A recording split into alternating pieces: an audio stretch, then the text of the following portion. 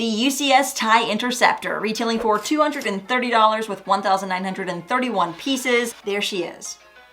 Comparing this to last year's X-Wing, or the year before that, the Land Speeder, or the year before that, the A-Wing, LEGO does seem to have a trend of releasing an original trilogy set around that $200 price point.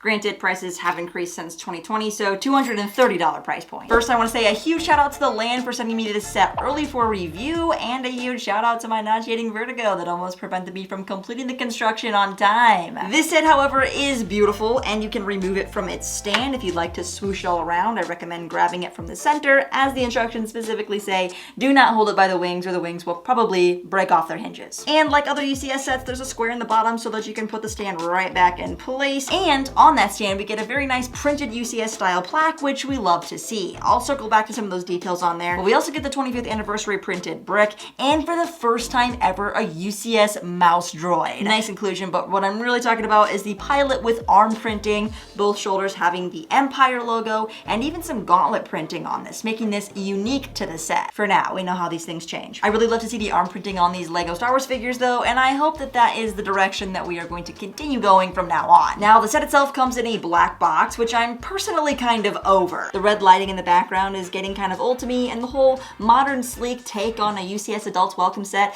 kind of takes away from the nostalgia aspect. I want color. I want to feel like a kid again. We've got the 25th anniversary logo up here, and another screenshot from Return of the Jedi, which is the first place that we officially see the UCS TIE Interceptor in the Star Wars galaxy, except it wasn't called UCS, it was just called the TIE Interceptor. Inside the box you'll find 22 numbered bags and this super thick manual, and unfortunately a sticker sheet. There may be 15 of them, but they're only for the interior of the cockpit. The first couple of pages in this instruction manual is kind of a reminder that this is a redesign of one of the first UCS sets ever created back in the year 2000 alongside the UCS X-Wing. Talk about job security. This guy has been creating LEGO Star Wars sets consistently for 25 years. The only thing I've done for 25 years consistently is eat and sleep.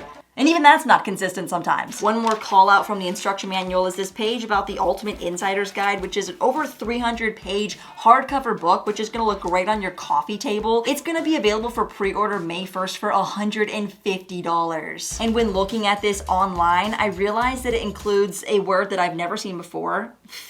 Facsimile of a rare Toy Fair booklet from 2010 and development art for an unreleased LEGO Star Wars Zam Wessel minifigure from 2020. Are you telling me that we could have gotten an updated Bounty Hunter Pursuit set? So it's basically a behind the scenes scrapbook of things that we never got to see in reality for $150.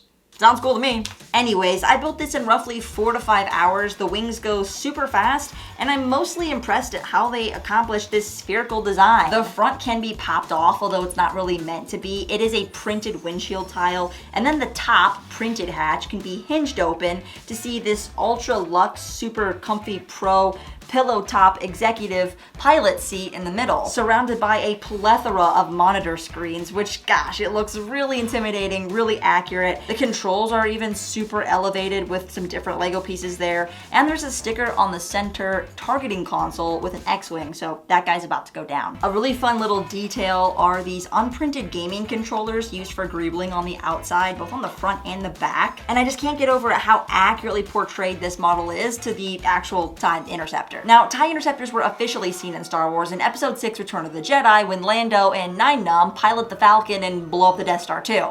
And I'm just gonna go on a little side tangent here as to why we've never gotten a Nine Nub in LEGO before. We've gotten his cousin, I think it is, 10 Num in a B-Wing, but out of all the characters that are like kind of essential importance in Star Wars, how have we never gotten Nine Nub? It's absolutely criminal. 2023 was the year to celebrate the 40th anniversary of Return of the Jedi, and so what a made more sense for this and like anything with Nine Nub in it to have come out last year, but that time has come and gone. And here we are with the TIE Interceptor, which is now more popularized by recent Star Wars content, such as The Mandalorian. I will note that these were first flown as early as 3 BBY, such as when the second sister was flying around Bracca looking for any Jedi survivors, aka Cal Kestis. Thanks to shows like The Mandalorian though, we got to see a lot more of the TIE Interceptors and got this amazing set along with the Fang Fighter in LEGO. Now if you'd just like to absorb this size difference for a second, That's insane. Well, I do love this playscale model. It's incredible how accurate and how much detail they were able to pack into this model. The Sinar Fleet System is the manufacturer for a lot of the TIE fighters, and they just loved that angle wing design, which makes it lower profile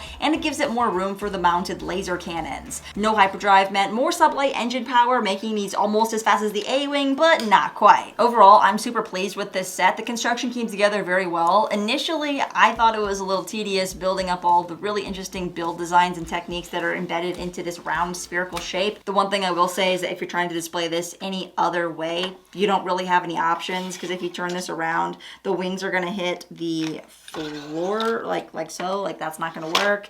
And because it's so heavy, you can't really have it mounted straight up because it would kind of lean forward like that. Going back to the UCS X-Wing though, I really appreciate that you can fit a minifigure in this cockpit and it feels somewhat minifigure scale, where the UCS X-Wing is definitely not minifigure scale. It also has a mechanism on it to open and close the wings, which just makes it feel a little bit more fragile, making me prefer the design and stability of the UCS TIE Interceptor. That being said, let me know your thoughts in the comments below. Is this minifigure scale or not? I'm not very good with the scale and ratio between minifigures and UCS sets. Let me know if you're picking this one up May 1st, and what are your thoughts about that new Ultimate Collector's Guide book, along with the other sets coming out on May 1st. Drop a comment, interact with me there. Don't forget to hit the like button so that more people can see this video. We'll see you in the next one, and may the Force be with you.